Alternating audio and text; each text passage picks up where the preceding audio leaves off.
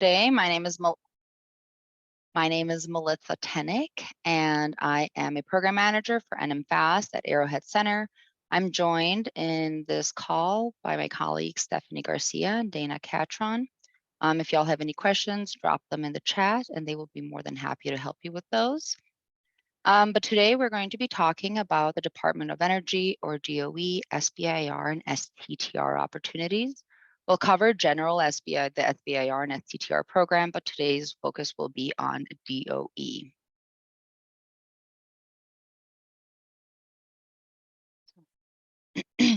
Coolio. So the purpose of today's presentation will be to become familiar with the SBIR and STTR programs. We'll also talk about how to navigate the DOE, SBIR, STTR website. We're going to focus on the Release 2 of DOE, SBIR, STTR topics, particularly focus on water and solar technologies. Next, we'll talk about the letter of intent requirement, which is unique to the DOE SBIR program. And then finally, we're going to talk about SBIR and STTR proposal development resources. Okay. So the SBIR, or Small Business Innovation Research Program, and the STTR, or the Small Business Technology Transfer Program, are both used to help startups and small businesses transform their high-risk, high-impact technologies into marketable products and services to solve our nation's problems. There are several goals of these federal programs, including to meet federal R&D needs by providing research dollars to small businesses. These programs increase private sector commercialization of innovations derived from federal R&D funding. These programs are also used to stimulate technological innovation, and they foster and encourage participation in innovation and entrepreneurship by socially and economically disadvantaged persons and businesses. The STTR has another additional goal to foster technology transfer through cooperative R&D between small businesses and larger research institutions. To be eligible for the SBIR or STTR programs, your small business needs to be organized for profit, and the business needs to be located within the United States. More than 50% of the business needs to be owned and controlled by individuals who are either citizens or permanent residents of the United States. And your business needs to be small, so it cannot have more than 500 employees. The SBIR and STTR programs, they focus on performing R&D. So if you are thinking of putting in a proposal, make sure it does not focus on purchasing equipment, commercializing a technology that has already been developed, or one that is very low risk and you only need capital or bodies in order to complete the work. There is a portion of the SBIR and STTR programs that test the feasibility. And for small businesses, for them to test the feasibility of a new innovation or a new product, many times that costs hundreds of thousands of dollars that the small business does not have laying around for this type of work. The SBIR and STTR programs, they help small businesses overcome that monetary constraint and provide non-dilutive funding for small businesses to test the feasibility of high-risk, highly innovative technologies and ideas. Without SBIR support, small businesses that go towards testing the feasibility of a new idea many times will not be able to keep their door open for the amount of time required for feasibility testing. So the SBIR and STTR program really does help small businesses go into that next step of feasibility testing that many times they would not have the opportunity.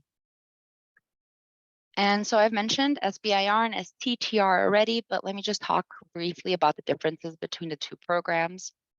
With the SBIR, you aren't required to partner. A small business can handle all of the work on its own if so they choose. The PI, or principal investigator, needs to be primarily employed by the small business. So more than 50% of our 40-hour work week needs to be allocated towards small business efforts. For the work requirement with the SBIR portion, it is a conversation of maximums. So a small business can outsource a maximum of 33% of the work during their phase 1 and 50% of the work during phase 2. But the small business does not have to do that. It is not a requirement with SBIR, but you have the option to do so. There also is not a formal IP requirement is not required for the SBIR program. But if you are planning on partnering, if you are planning on having somebody help you with your intellectual property, it is a good idea to have some sort of requirement or agreement in place. You want to keep your intellectual property protected. And there's 11 agencies or 12 different departments that participate in SBIR for their R&D budget. These agencies, they have a budget of more than $100 million. And the program size annually is about $3.8 billion that can get allocated to small businesses that are that fit the need for SBIR, the SBIR program. STTR is a little bit different. So STTR actually requires you to partner with a research institute. So research institute are going to be organizations that primarily focus on research. Many times those can be R1, R2 research universities. They can also be a bunch of our national labs. The PI, just make sure that you are muted in the audience. For STTR, the PI maybe can be employed by the research institute or the small business. It depends on the agency. So there are nuances between each agency. So some agencies will allow the PI to be employed by either or, while other agencies require them to be employed by the small business. These nuances, you don't have to go through them by yourself. We're here to help you at nmfath. So if you are curious about anything, and if you're located in the state of New Mexico, we are more than happy to chat with you and help you navigate these little nuances. For the work requirement and partnering, STTR there's a conversation of minimum. So there's a minimum requirement for the small business to complete 40% of the work, and for the research institute to complete 30% of the work. The remainder 30% is going to be discretionary. More work can be placed on the research institute or more work on the small business. There is a formal IP agreement requirement. Again, this is to protect the small business. A lot of times when you work with a large research institute, they have their own needs and they have their own plans for the future. You want to make sure that your intellectual property is protected when you are working with these organizations. Remember, they are the ones that have the teams of lawyers behind them. As a small business, you want to be protected before you even have to go to those conversations. Of the agencies that participate in STTR, there's going to be 6, with the USDA being added for fiscal year 23, and their R&D budgets are greater than $1 billion. And of that money, about $518 million is going to be allocated for STTR efforts annually. The DOE, SBIR, and STTR programs are unique. All of the agencies are unique and they have little nuances between their programs. But since we are focusing on Department of Energy, I'm going to talk about Department of Energy nuances from now on. DOE has 2 topic releases per year. Right now, we're release 2, and typically the offices that are that release topics during release 2 are more focused on applying energy solutions. There are 2 different award levels for phase 1. Small businesses can be awarded $200,000 or $250,000 for a 6 to 12 month period of performance. For phase 2, that amount increases greatly to $1.1 or $1.6 million for a 2-year period of performance. All agencies have specific registrations that are needed before we even say start working on your proposal, because some of these registrations take a little bit longer to activate. So some include the SAMS registration and UEI registration. Both of those can be done at the same time, but that one takes a little bit longer to complete. Small Business Administration also has company registrations that need to be completed. And then DOE, again, is unique because it doesn't have only one submission portal, it has 2. So it has the PAMS submission portal and then grants.gov. You will be submitting your letter of intent or LOI through PAMS, and then the full proposal will be submitted through grants.gov. So just make sure before you start on your letter of intent or your full proposal to have these profiles set up already. Okay, and now we're going to talk a little bit about navigating their actual website. So if you go to the DOE SBIR STTR website, you're going to see an image similar to this one. You can see current and previous funding opportunity announcements, or FOAs, displayed on this main page. Right here, we're seeing the funding opportunity announcements for fiscal year 23, but you can go back to fiscal year 2020, 2018, 2016, and it goes back pretty far. For all of this, for all of the FOAs and all of these screens, there's going to be similar information on there. So you can actually go back in time and look at historic topics. This can be helpful for small businesses if, for example, you're interested in biochar, but this time around biochar is not being released, but you know that biochar is a very prevalent topic when we focus on energy. So there might not be anything with biochar for this release or in the previous release for this fiscal year, but what a small business can do is they can go back to previous topic documents and find where they do talk about biochar if that's something you're interested in. Then you can contact the program manager that is listed for each topic. So each topic with DOE is going to have a topic or program manager listed, and a small business can contact that topic manager, say, hi, I'm interested in biochar. This is the innovation that my small business has. Do you think that in the future, this is something that DOE is going to be interested in again? And then your information will always be updated on this page. So if you go to this page today, there's actually going to be the funding opportunity announcement document right there. At the time of the screen grab, it wasn't uploaded, but if you go there today, this will be there. Awesome. And then just going through kind of other information that's on there. So it releases the phase 1 topics. So for release 1 and release 2, the topics are going to be right there. It also lists the application period for phase 0 assistance. I'll talk about phase 0 here shortly, but phase 0 applications are accepted as soon as topics are released. And the few requirements are for you to have a topic match and to be a first-time applicant to SBIR and STTR.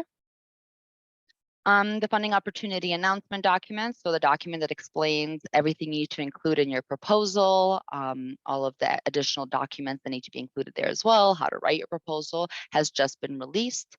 So if you go on to their website today, there is going to be a document right here. They also have a FOA webinar where they talk to you about what is included in this document and what that means to small business. In addition, DOE is unique because they require a letter of intent or LOI. The letter of intent is due on January 3rd, and then small businesses will receive either non-responsive feedback or actual feedback by January 24th. DOE is unique in that no news is good news. So if you don't hear anything back by January 24th, that means DOE has found your letter of intent responsive and you're being invited to complete a full proposal. We're also having another webinar on January 24th, talking about the components of a full proposal and the nuances with this new FOA. And then if you keep going down, you see that full applications are due February 21st, 2023 at 11:59 p.m. Eastern Time. And then if you go further down this document, you see all of these other important dates that get updated as soon as DOE has information. But if you are an awardee or interested in DOE, it is really important to keep up to date on those dates. All right, so I've mentioned DOE phase 0 already. So DOE, they have a first-time assistance program for first-time applicants to their SBIR STTR opportunities. The DOE program is called Dawn Breaker, and DOE offers assistance to first-time applicants. This program will show small businesses how to put together a responsive letter of intent and then eventually a full proposal. Assistance is free of charge. Small businesses need to meet SBIR and STTR program requirements, have a topic match, and be a first-time applicant to be eligible. More information can be found on this link, and this presentation will be shared with y'all at the end, so you can click on this and complete an application. Okay, let's talk about these 2 topics. For each release, Department of Energy is going to have a document like this. This document is going to state when the release was issued, for which fiscal year, which phase, and then which release it is as well.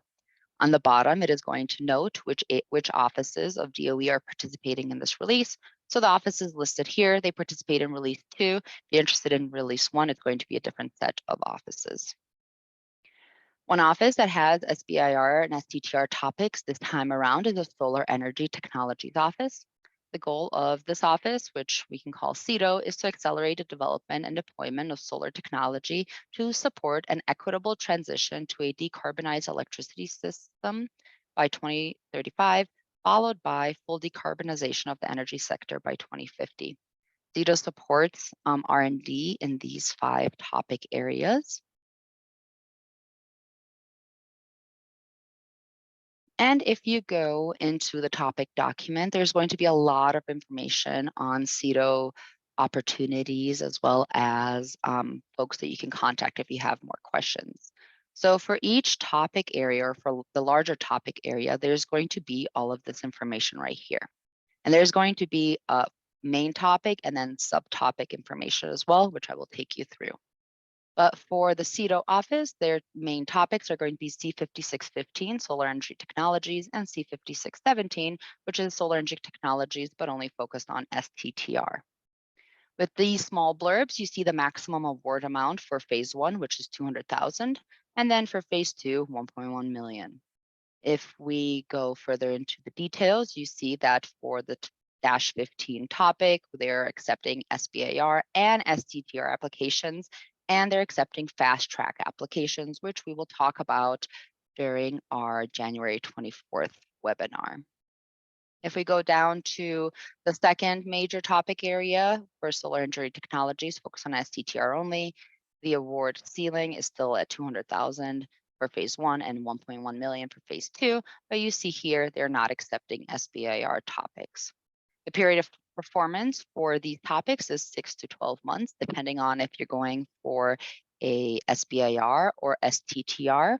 And if you have any further questions, or if anything is a little bit nuanced and you're not exactly sure what the program manager or topic author is asking, they have decentralized email that can be contacted for any questions. So within the larger topic areas that I just showed, there are these subtopics. And DOE is a little bit unique. So it is a granting agency and it has those very broad, large topic areas. But what actually gets funded are these subtopics. And you can see the subtopics are more descriptive than typical granting agencies. Some may say they're a little bit more contracting, because DOE is saying this is exactly what we need. It is very important for small businesses that you don't just match to the larger topic area, but that you are actually matching to the subtopic areas that the DOE office is asking for. So here are the subtopics for SETO, or the Solar Energy Technologies Office, with this bottom one being the STTR topic. And within the actual document, the topics document, you can find a lot more information than just the titles of the topics. If you want to access the topic document, you can follow this link on the bottom when this gets sent out to you. But for example, let's look at topic C56-15B, photovoltaic recycling. Within the actual text or the topic document, you can see what the program managers are actually looking for. They indicate specific areas of interest, and then they also indicate if you have a technology that focuses on anything like this, we are not interested. It is extremely important for you to look through the actual text behind each topic to make sure that whatever innovation you're creating actually meets the need of DOE. The next office that has interesting some topics of interest is going to be the Water Power Technologies Office, or WPTO. The WPTO supports R&D and new technologies focused on advancing marine energy, next generation hydropower, pumped storage systems for resilient water grids. The WPTO is also focused on work on hydropower and marine energy. So it's not just focused on non-salt water resources, it is also salt water. And the WPTO is also supporting a joint topic within the Office of Energy Efficiency and Renewable Energy, focused on decarbonization of different sectors. Similar to the solar technologies, the water power technologies, they list the same kind of little summary of how much the awards are. And here you see that the award for phase 1 ceiling is going to be 200,000, 1.1 million for the phase 2. This office is not accepting fast track applications, but they are accepting STTR and SBIR applications. The same thing if you go to the joint topic down a little earlier in the document. There you see the ceilings for the awards, and you also see that they are not accepting fast track applications. The period of performance for the WPTO topics is going to be 6 to 12 months, depending on your track. And if you have any questions, they have a dedicated email for all SBIR related questions. Here is a summary of the topics that are released under the subtopics for the WPTO. And within each one of these, inside the topic document, there is further details and explanations on what the agency is actually looking for. Okay, so the letter of intent. So typically, and I've said this already a few times, there's a lot of nuances within the SBIR and STTR programs, but typically a small business will get phase 0 assistance through nmfath, or their state's FATH awardee will help you get a strong proposal together, make sure that all your I's are dotted, T's are crossed, and then a small business will apply to phase 1. DOE is a little bit different. So DOE has another phase right here where you submit a letter of intent. The letter of intent, depending on if it's found responsive, will be used by the DOE to put together your review panel. So they want to make sure that they have subject matter experts on the topic that your innovation is focusing on. If the letter of intent is found to not meet the needs of the solicitation or of the topic, you will be notified by DOE that it is found non-responsive. If it is found non-responsive, they recommend that you don't submit a full proposal, but a small business can if they're still interested. But if the funding body is telling you, hey, we don't find this responsive, you're going to put in 120 plus hours to put a proposal together that they will not fund. But after putting the letter of intent in, a small business would apply to phase 2. Phase 1, once they are finishing up their phase 1 work, the window for a letter of intent for phase 2 opens up.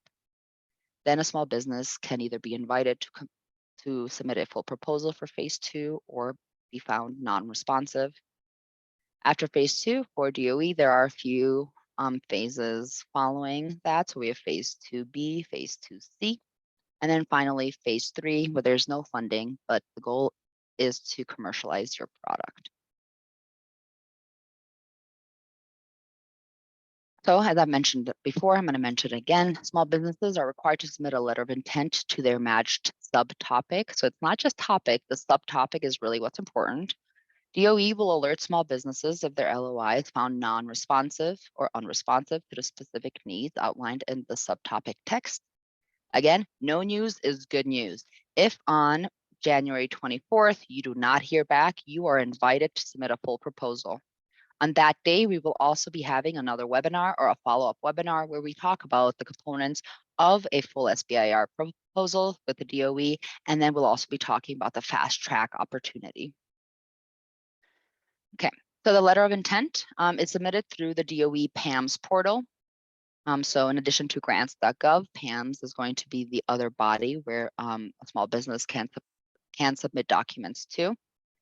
Your LOI must include the following information. It needs to have the business official name and contact information, names of any proposed subcontractors or consultants, if any. And then you need to designate that you are submitting a phase 1, since phase 2 applicants also need to complete a LOI. And finally, there's going to be a technical abstract requirement. The technical abstract is going to have a 500-word max or a 2-page max. To make sure it includes sufficient technical description of your technology and the application of it, so DOE can assign technical reviewers. Make sure it is clear how you will solve the problem that is listed underneath the subtopic. You can use images and graphs, but do not include any proprietary information. A lot of times, information from LOI can be posted on the SBIR.gov website, and you don't want any of your information out there for your competition. And small businesses are restricted to a 10 LOI maximum. So you can submit up to 10 LOIs, and your most 10 recent submissions will be considered. So if you submit 20, the first 10 will not be considered, but the last 10 will. And this is an example of a technical abstract provided by the department, DOE for a good LOI. This can be found on their website. I'll also be including this PowerPoint in our follow-up email, so you can look in here and see how does your LOI, your technical abstract for your LOI match this. Okay, and now I'm going to talk about SBIR proposal development resources. Small Business Administration has federal and state technology partnerships, or FAST, which is what nmfath is. So we are funded by the Small Business Administration to help small businesses create strong SBIR and STTR proposals. We do have a whole bunch of different resources within Arrowhead and within nmfath that can provide these provide support. But it is not just restricted to the state of New Mexico. Almost every state right now has a FAST awardee. If you're unsure of who to contact, feel free to send me an email and I will connect you with your state's FAST site.